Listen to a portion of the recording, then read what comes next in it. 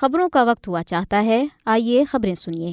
پنچ میں بارودی دھماکہ، بھارتی فوجی زخمی۔ سری نگر میں سوشل میڈیا پر آزادی کے حق میں پوسٹ کرنے پر 8 کشمیری گرفتار۔ کٹھوعہ میں بھارتی فوجیوں کی فائرنگ سے غیر مقامی بچی زخمی۔ میں پاکستان سے محبت کرتا ہوں لکھنے پر اتر پردیش کا شہری مقدمے کی زد میں۔ جھارکھنڈ اور چھتیس گڑھ میں بارودی سرنگ کے دھماکوں میں بھارتی فورسز کا افسر ہلاک، 3 اہلکار زخمی۔ خالصتان ریفرنڈم سے پریشان بھارت نے سکھ تحریک کو بدنام کرنے کے لیے NIA کو میدان میں اتار دیا۔ لاس اینجلس میں سکھ برادری کا کامیاب خالصتان ریفرنڈم، بھارت سے علیحدگی کا فیصلہ۔ ویساکھی میلہ، بھارت سمیت دنیا بھر سے سکھ یاتری 10 اپریل کو پاکستان پہنچ رہے ہیں۔ اب خبروں کی تفصیل۔ غیر قانونی طور بھارت کے زیر قبضہ جموں و کشمیر کے پونچھ ضلع میں بارودی سرنگ کے دھماکے میں ایک بھارتی فوجی اہلکار شدید زخمی ہوا ہے۔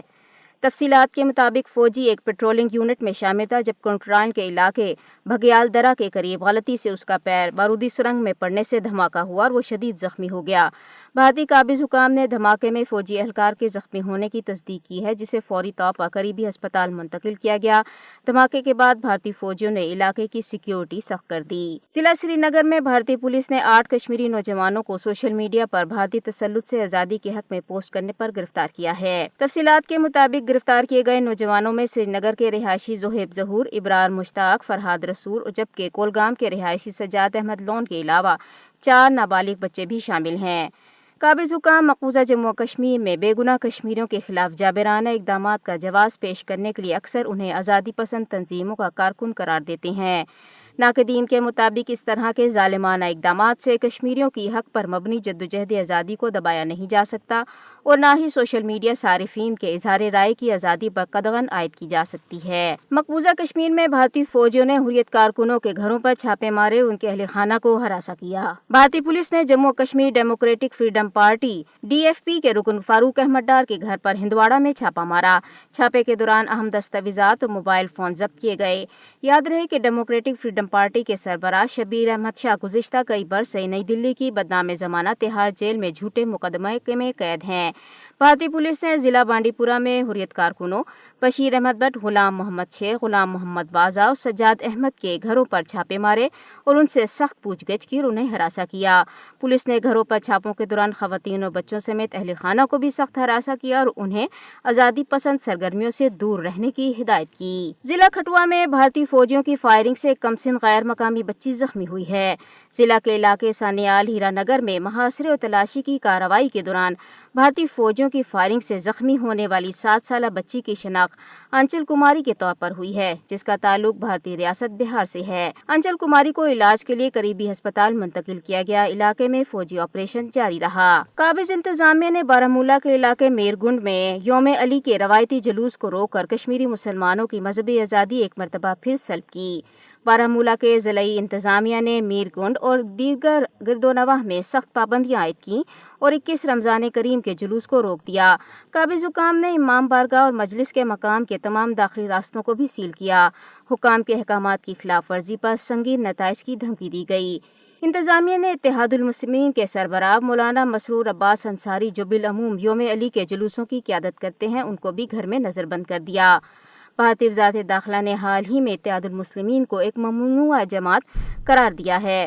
مولانا مسرور عباس انصاری نے ایک بیان میں جلوس پر پابندی کو انتہائی افسوسناک قرار دیتے ہوئے اسے مذہبی معاملات میں مداخلت قرار دیا۔ اتر پردیش کے تبریز عالم نے social media per I love you Pakistan لکھا۔ پولیس نے اسے ملک کے خلاف سمجھ کر مقدمہ درج کر لیا۔